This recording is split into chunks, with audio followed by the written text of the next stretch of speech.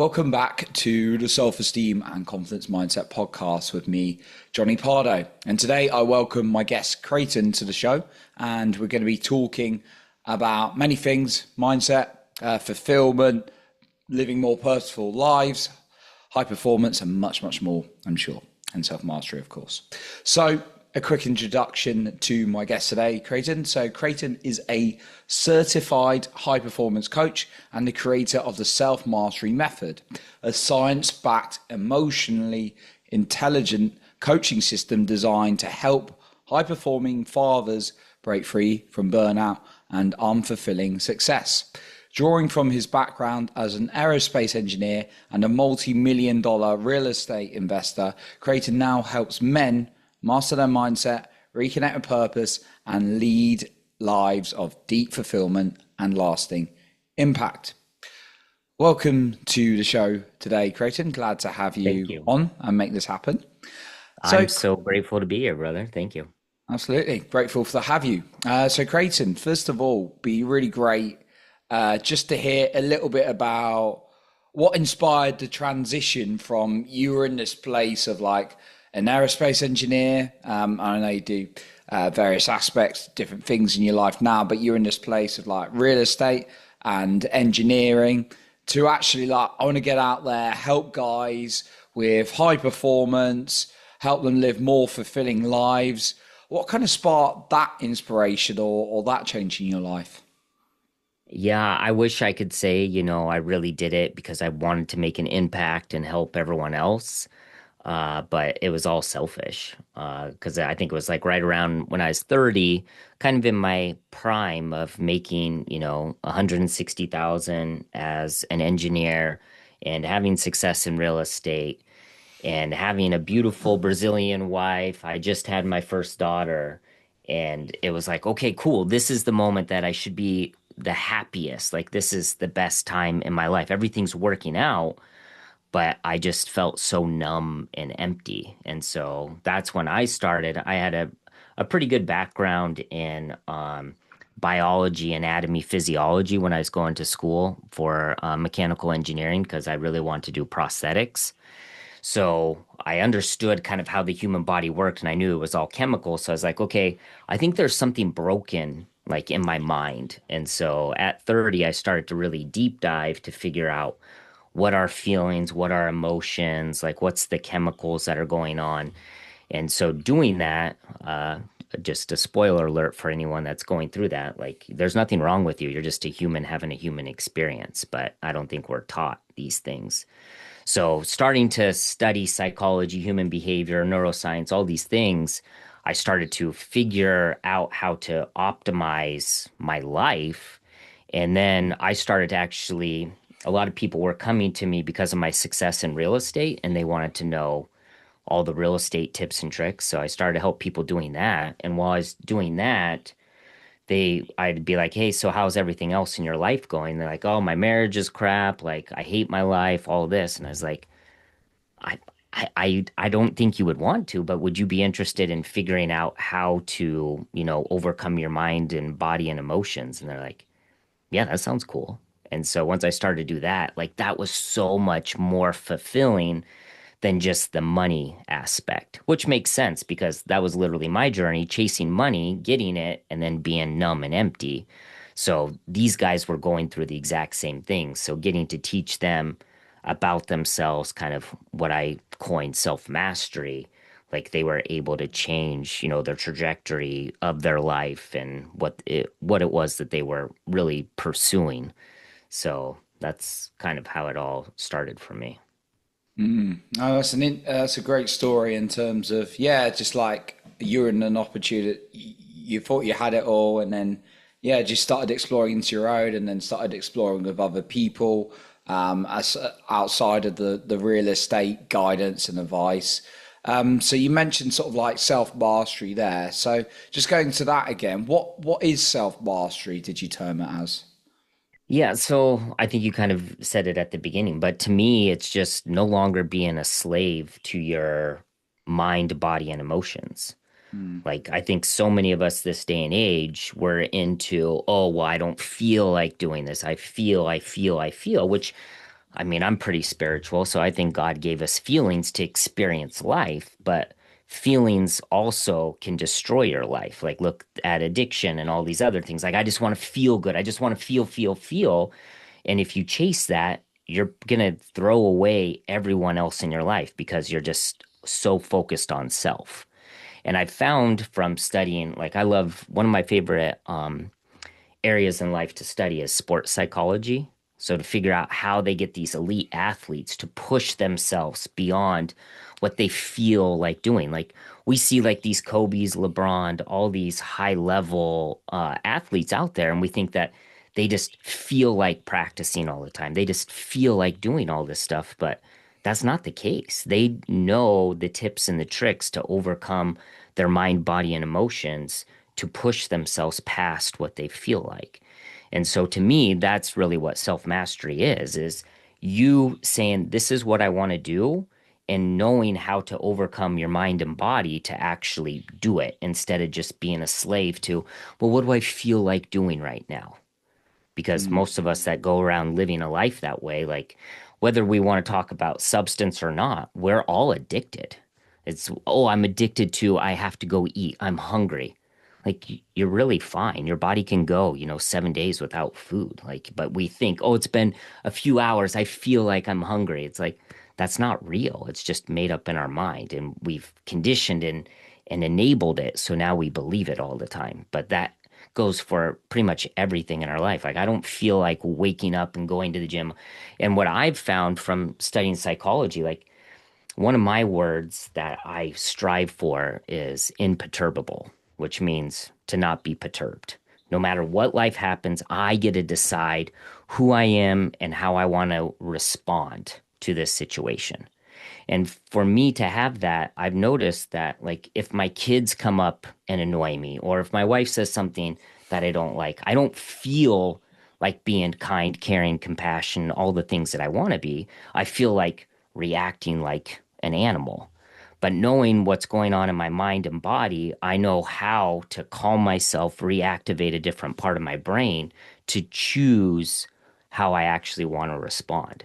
So I think that's the benefit of knowing how to master yourself, that you actually get to choose your response to stuff instead of just acting like an animal. And is there anything you found really effective for self mastery other than continual practice of real life situations coming in, like some of the examples you gave? You mean like what do I think is this place to start, or what do you mean by that question? Sorry. Like for self mastery, have you found anything that's really like beneficial for you personally as like a tool to like get your mind stronger so that you're not like just a slave to feelings, just something that's kind of keeps you strong and getting the responses that you want. Yeah, and it's silly. It's just like anything, if you want to be healthy, it's always exercise and diet. It's like the simple things are always the hardest. And so for me, the one of the biggest things for self-mastery is just having clarity, right? If because it I always one of my phrases is like the best way to defeat confusion is with clarity. Because if you're clear on who you are and what it is you want, you know what it is Mm, that you're supposed to do. Like I love to use the analogy, if I could take you at any moment of your life, Johnny, like I could take you to Antarctica, I wouldn't want to, but like I could rough you up, beat you up, hang you upside down, have you freezing, and give you a piece of paper that says name and then a line. And no matter what you're feeling, no matter what your experience, you know how to respond to that. You know, hey, my name is Johnny. Like you don't have to think like, does the J come first? Is it the O? Is there an H in it? Like you just know it's imprinted in your brain. And so when you have that level of clarity under who you are, it mm, makes it almost automatic that that's how you respond to stuff. So for me, this is one thing that I love to teach men how to do is just get that level of clarity in every aspect of your life. Like who do you want to be as a father? Who do you want to be as an investor? Who do you want to be as a husband? Who do you want to be as yourself? Because if we don't know, then we're confused. right? I don't know Mm, how to respond if my wife yells at me. I don't know how to respond if my kids do this. I just react because realistically, your amygdala is fired up, and that's the fight, flight, or freeze. That's not the part of your brain that actually is logical in trying to decide something. It just is acting like an animal. So I'd say mm, one of the biggest things to do to really have self mastery is you need to get clarity under who you actually want to be instead of being like, well, in the past, this is what's happened. It's like, yeah. yeah, but Mm, if you know who you want to be, then once you figure that out, then it's just reminding yourself throughout the day. And literally, this is the same way that we learned what our name is. Like, our name's not really our name, but we believe that that's our identity without a shadow of a doubt. But I can show you actually how we learn our names. And it's just literally from creating a neural pathway of repetition over and over and over and over again. At about a year and a half, you're going to believe that, oh, yeah, when I hear these sounds or I see this, I identify as that thing. And so the same thing can happen for us redefining who we are in every aspect of our life. It's just that repetition over and over. And then eventually you'll have the neural pathways of when this happens, this is how I'm choosing to respond instead of just reacting based upon my feelings. mm. I really like what you said there about who do you want to be and like getting crystal clear on that because maybe I can definitely relate in my life. There's days when it's like, oh, I got angry at those people. Oh, I'm an angry person, and then it's like, oh, Right. I got really sad at that person. Oh, maybe I'm a sad person. But actually getting that clarity. And certainly through the teenage years of my 20s, definitely being through the mix, well, always going to go through a mix of emotions, but getting that clarity on who do you want to be. I really like your guidance there. And kind of linked to that, Creighton, like there's a lot of people out there, and I know I'd be one, who get a bit confused on what is it they want in life, whether that's like a career, a business, something like that. What is it they want? So, Hmm. if so, for the individual who's really stuck on what they want, does that come from this as well, or how can they get more clarity around that?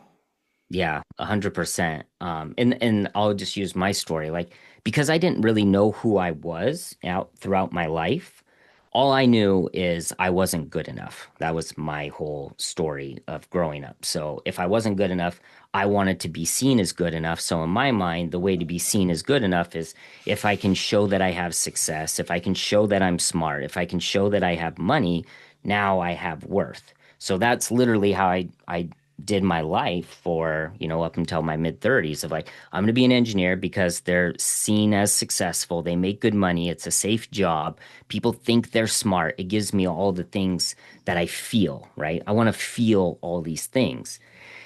And so doing that, I did it, but it wasn't really who I wanted to be.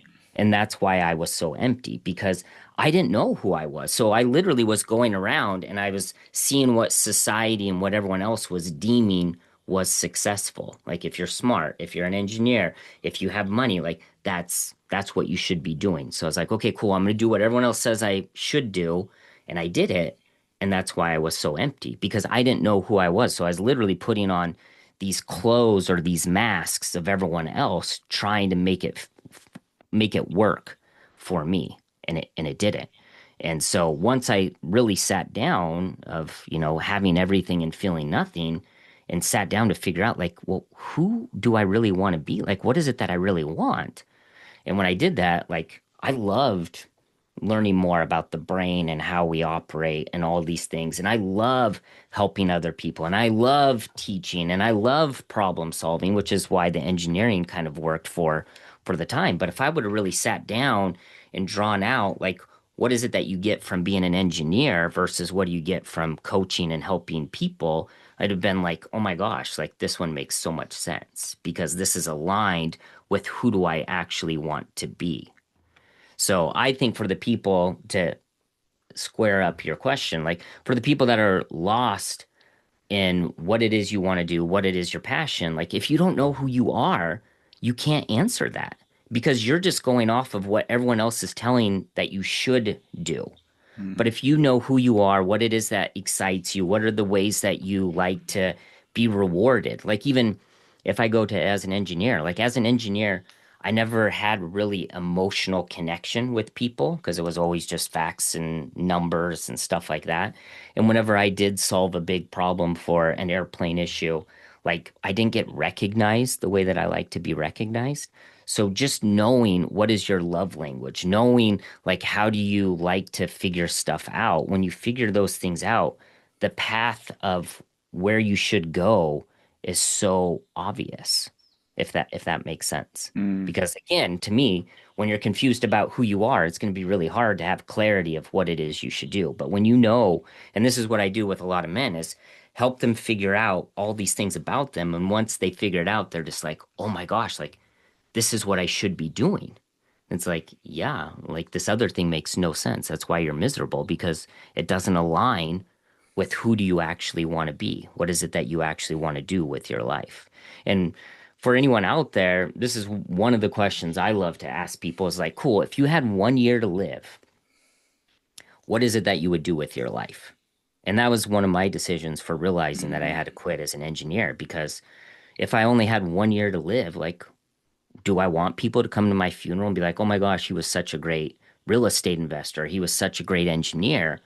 No, I want people to be like, man, this guy had an impact. Like everywhere he went, I could feel the love. I knew that he cared about me. Like that's what I wanted to leave people.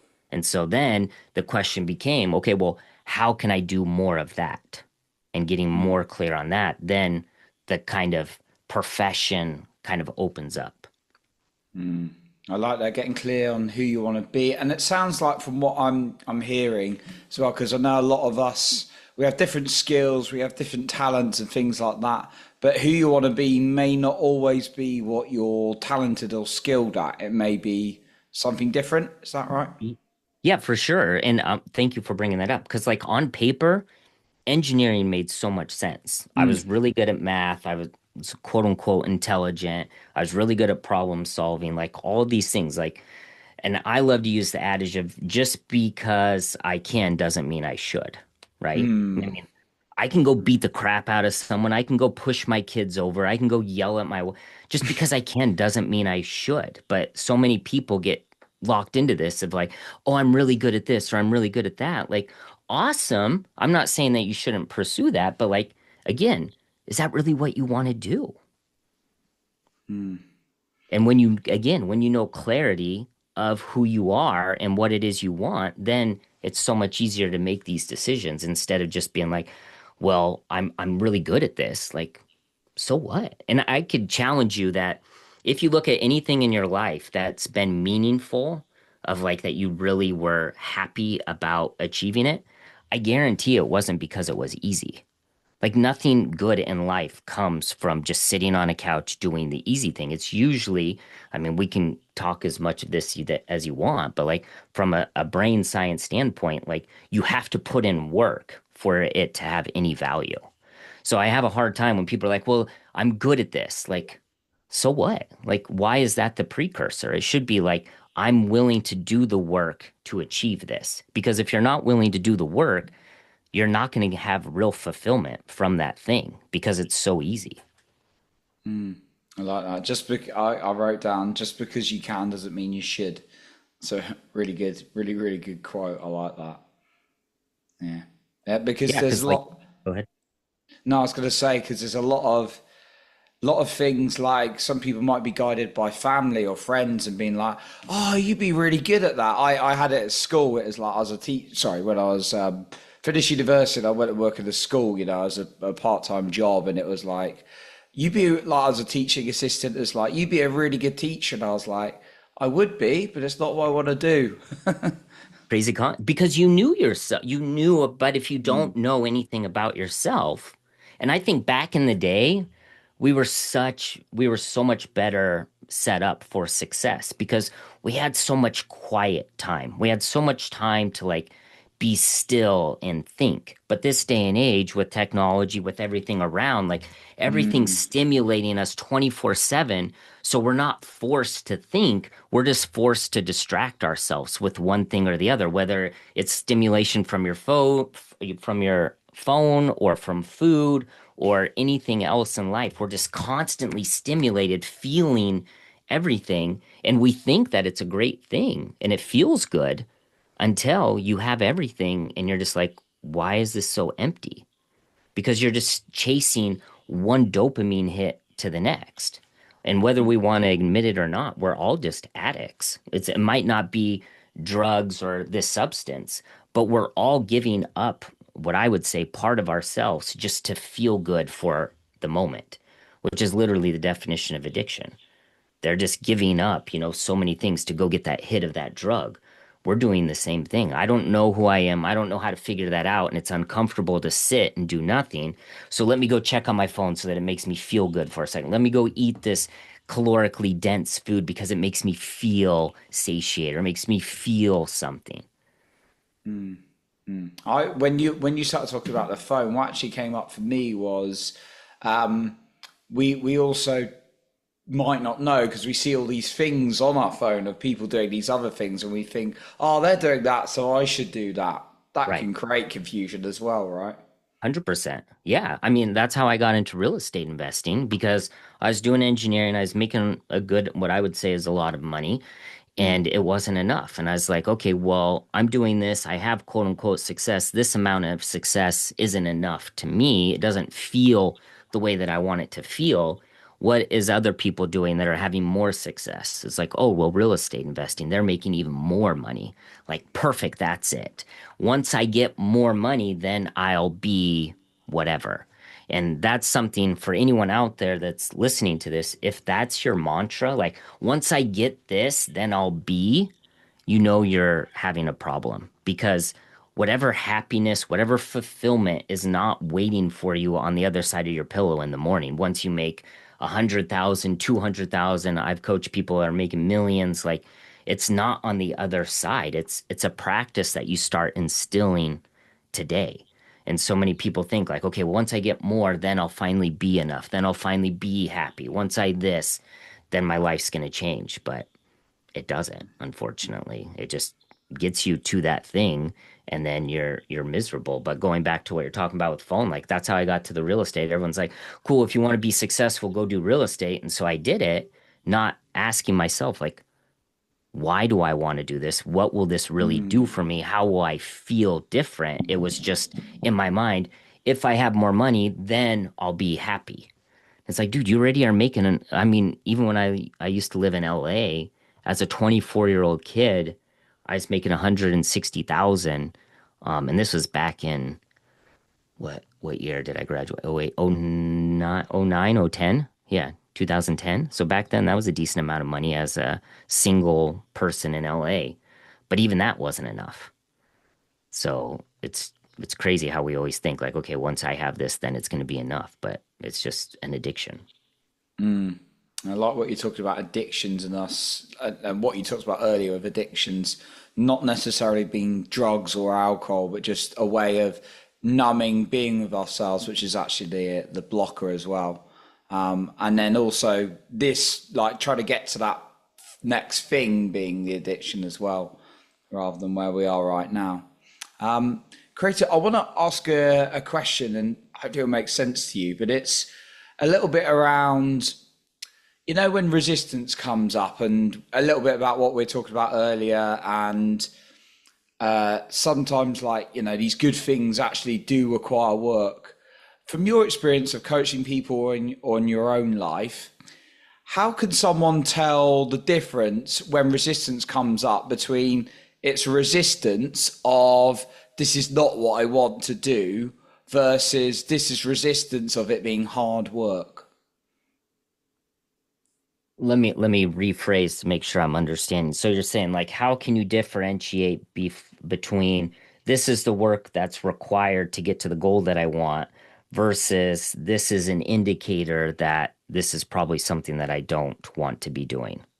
Is Yeah, that's correct. Because sometimes we can get disconnected from our intuition and what's going on inside of us. So I for just sure. wondered your take on that. Yeah, so I mean people aren't going to like the answer, but to me it's all clarity, right? If I'm like, I'll use one of my examples of like, and let me know if I'm understanding. So if you want to rephrase my example to make it align with your question, let me know. But so I'm thinking like, okay, as an engineer, um, I was doing the work, I was pushing myself, but I didn't enjoy it. Like, but it was hard versus if I'm doing the work, let's say for my coaching, where it's like Mm, marketing or something that I don't enjoy these things, but I know I still have to push through. mm, On the engineering side, when I was doing it, yes, I could push myself. Yes, I could do hard things, but then it was like, what am I doing this for? And it's like, oh, to get a pay raise or something mm, like that. And so if you ask yourself, like, okay, once I get that, how will I feel? Like, okay, cool. If I get the pay raise as an engineer, I think that'll make me feel better. And then asking, like, okay, well, why? Well, because then I'll have more money. And be like, okay, well, do I really have to have more money? Has there been other areas in your life where you've had more money and you weren't happy? Like, oh, yeah, tons of those. Whereas on the coaching side, like, cool, why am I wanting to do this? Well, I want to do this to have more impact to help other people. Okay, if I have more impact and I help other people, how is that going to make me feel as far as my legacy and how I want to live my life? It's like, oh my gosh, like I will not stop until I figure this one out. On the engineering side, I was only doing it for money. Like if I wasn't getting the money, I wouldn't do that. Does that make sense? Whereas yeah. on the coaching side, I would do that for free. Like I'll coach people 24/7. Like I don't even need to get paid. I just love to be able to teach people this stuff that I wish someone would have taught me so that I'll cry. But that moment in my life where I Mm, had everything and I felt nothing and I was willing to give it all up. Like I would have thrown away my whole family, Johnny, just because I thought I was broken and I thought, oh, well, it's my wife's fault. It's because she does this. She doesn't appreciate me. But it was because I didn't know how to appreciate and love myself. So it's so much easier to project everything on to everyone else instead of taking accountability. So I would challenge if someone's kind of in that juxtaposition or that junction of trying to decide between the two, is this hard or is this something that I need to push through? Of like asking yourself, like, would you push through this even if it took forever? Because I can even go back to my relationship with my wife when her and I were on the brink of a divorce. It was like, okay, do you want to make this work? And in my mind, it was like, well, not necessarily. But for me, my family was so big. It's like, okay, what are you willing to do to keep your family together? And I was like, I will travel to the depths of hell to make it so that my family can stay together. So that's how I knew that that was a fight that I would be willing to do. Whereas on the engineering, it wasn't as big of a fight. I don't know. Does that make sense though? No, absolutely. The quality question I came well, I heard you that came up to me there from you was, what am I doing this for? What is like the way forward? Because like you said with the engineering, there was I'm doing it for more money, and then you kind of like pause. But then with the coaching, you're like, oh, it's really linked to my legacy, and I would do that for free. Right. And the reason I asked that is because I think for me, I've certainly been there, away from my intuition or what feels good for me.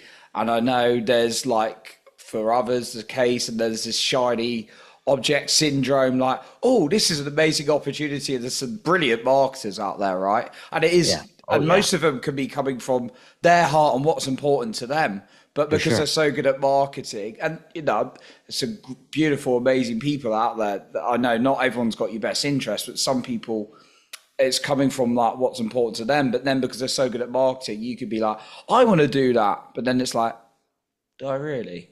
So that's a really And it good goes question. back to lack of clarity, right? If you don't know who you are, like I love to use this analogy. And this is how most of us are going out, like Johnny, you know your name's Johnny. So if as a marketer, I'm like, hey, Brittany, come out and do this. You're a Brittany. I think you're a Brittany. You're like, no, I'm pretty sure I'm a Johnny. I like to do podcasting. I like to do these things. Like that's your definition of a Johnny, right? But I could come in and say, you know what? Based upon the AirPods that you have, your hair the way it is, the white t-shirt, that yours isn't a V-neck, I'm pretty sure that you're a Joseph.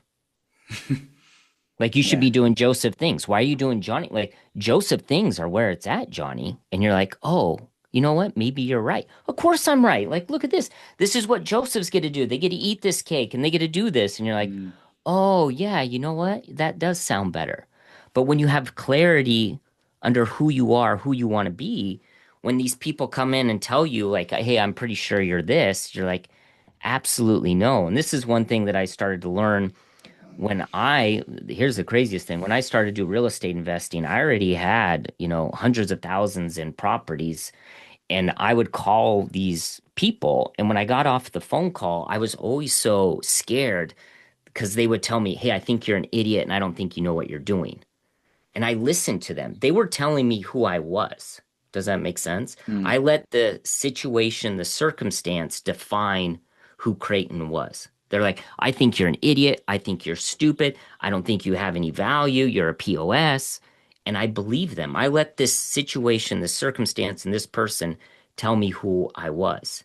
But once I got clarity under, and I literally did this before my calls, I'd write out like, who am I? I'm kind, I'm caring, I'm loving, I'm compassionate. I'm trying to mm, help someone that wants my service so that when I made the call and they got off and they're like, I think you're an idiot, which essentially is them saying, I don't think you're who you think you are. I think that you're somebody else.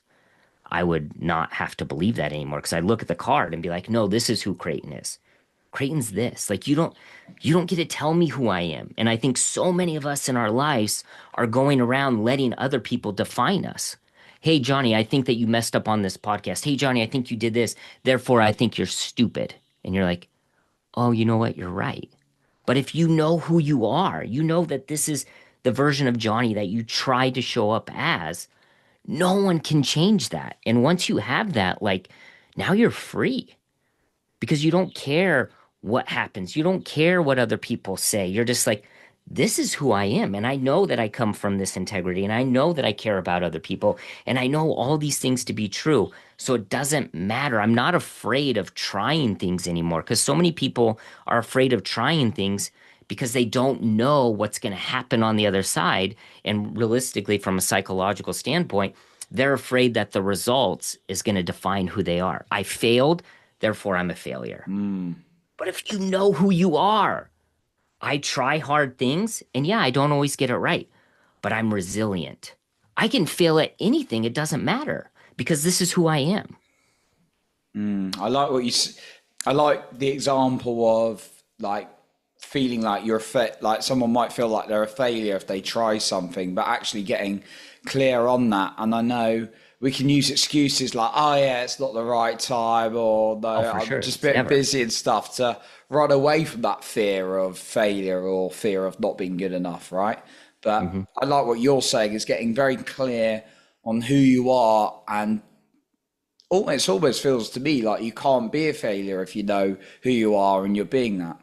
You can't. And I mean, this is something that you have to train. Like, and this is the same thing they do for elite athletes of they prepare for the failures so that the failure doesn't get defined. Cool. When you fail, when you go all out at this race and you fail and you get last place, do you just let your feelings dictate who you are? Or do you have a plan of failure? Because they do.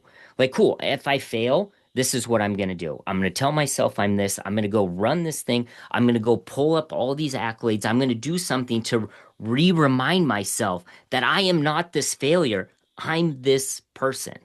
But most of us don't have that. So whenever we fail or we do something, we're so afraid of the boogeyman on the other side. So we're not willing to go look underneath the bed to discover what potential there is for us. So we just live these shelters life. But if you know how to overcome your mind, body, and emotions, now you're not afraid of failure because failure doesn't get to define you. You know who you are. So you don't have to be like, I failed, therefore I'm a failure. And to me, like you're saying, like once you're able to do that, like then you're unstoppable. And it's really frustrating to me the more that I've studied like psychology and all these things. Like we know how the mind works. We know how the mind tricks us. Like I don't know why this stuff isn't being taught in school. Like I remember in school we were taught about health. Like, okay, here's a calorie, and of a calorie you have a fat, you have a protein, you have a carb. This is how it's made up. And if you do this, this is what's going to happen. This is how your body digests it. we know everything or a good amount about the brain of like how emotions work, how feelings come in, how to override certain parts of our brain so that we're not just acting like an animal. Like I wish everything that I know was taught in schools so that people know how to overcome when their mind tries to hijack them. Because we think feelings are facts, but they're not. It's literally just molecules in your brain. And when you understand that that's all it is, and there's a way for you to reactivate part of your brain to remember who are you, what is it that you're going to do instead of just be a slave to this feeling, like it changes everything. There's a real beauty in doing this work and knowing who we are and getting that brain working in the right way for you. And that kind of leads me on to one of my final questions, Creighton, is the role of a coach. Obviously, you are a coach, and I know you've learned a lot over the years. For you, what's maybe, there's probably a number, but what's maybe a few benefits of someone having a coach to support them with this work? Oh man, yeah. I mean, even I have coaches for every area of my life that's important. Like, because I'm even though I know a lot of these things, I'm still a victim to my own mind and my own behavioral Sure. patterns. Like, I like to think of everything as like learning a new language, right? Like when I learn a new language, I can't expect myself to be fluent on day one. I only know what I know. So I'm gonna stutter. I'm not gonna be that good. And so having a coach to be in like, hey, if I'm trying to learn, let's say that black, my wife's Brazilian, so I know some Portuguese, but like black is pray to in Portuguese. So if I'm looking at this and be like, oh my gosh, I know that this is black, but I don't remember the name in Portuguese. Having that coach is like, dude, it's pray to, pray to, pray to, pray to.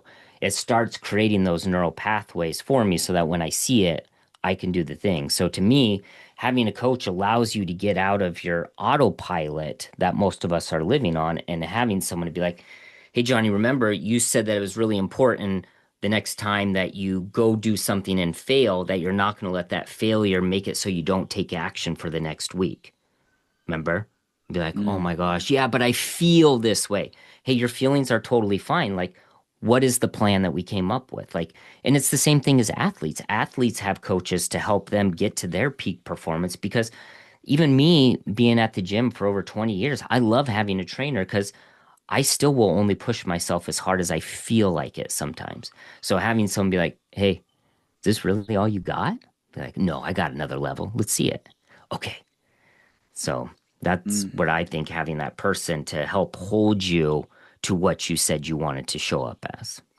I love that. Yeah, the reason I ask is sometimes there's the, oh, I'm going to go alone and try it myself kind of thing. And I know the But you only benefits know I've what you had. know, right? That'd be like me. I mean, I'm going through engineering. Like I could have taught myself calculus probably, but it would have taken me, a year to figure it out. But having a teacher that already knows it, he takes that year and condenses it down to like, 3 months. So I believe anything that I've learned, and for anyone out there, yeah, you can go figure it out on your own. But sometimes you need someone to either help you collapse time or push you beyond what you even thought was possible for yourself.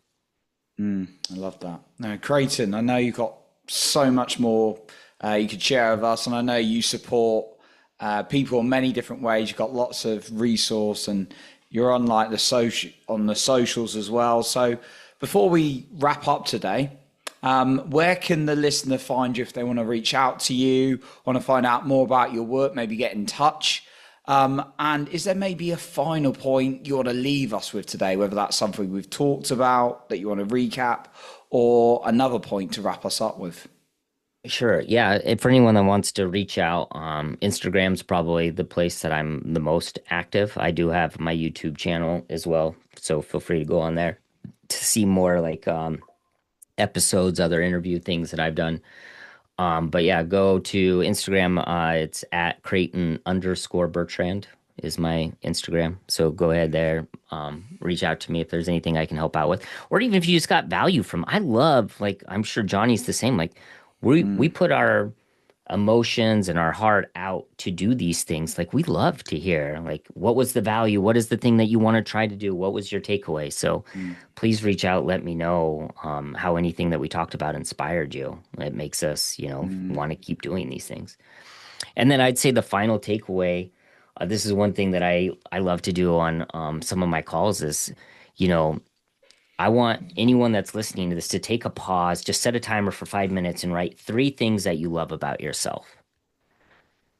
Because it's mm, so insane to me to think of how much we know about our favorite celebrity, our favorite sports person, but the only thing we know about ourselves is how terrible we are and all the things that we're not good at. mm, That most people can't even come up with three things that they actually love about themselves.